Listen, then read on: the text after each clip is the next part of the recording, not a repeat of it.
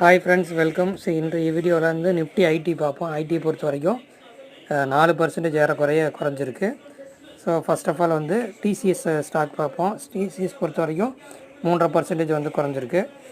So இது வந்து ஃபர்தராக வந்து குறையுதா என்னன்றதை நம்ம வந்து திங்கக்கிழமை என்னன்றதை பார்ப்போம். ஸோ டிசிஎஸ் வந்து ஒரு நல்ல ஸ்டாக்கு.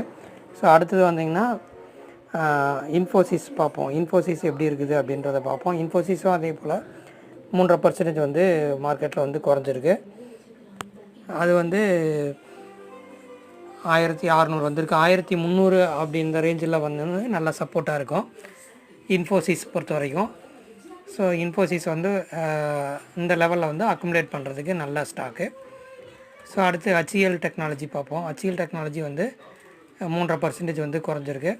ஸோ 1525 ரூபாயில் இருக்குது. ஸோ இது இன்னும் ஃபர்தராக குறையிறதுக்கான வாய்ப்புகள் இருக்குது. 1300 ரூபா அந்த ரேஞ்சு வரைக்கும் வர்றதுக்கு வாய்ப்புகள் இருக்குது. அடுத்து நிஃப்டி ஐடி ஸ்டாக்கில் பார்த்தீங்கன்னா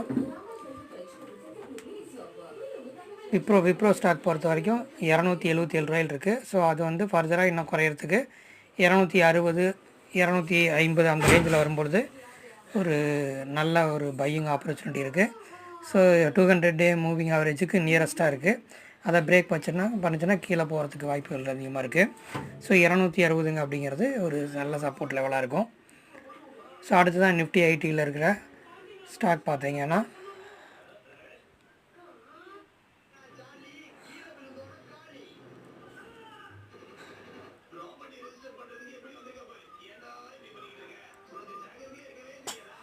மைண்ட்ரி ஸ்டாக் பார்ப்போம்.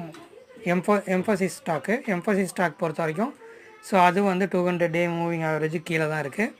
ஸோ இதுவும் வந்து ஃபர்தராக கீழே போகிறதுக்கான வாய்ப்புகள் இருக்குது.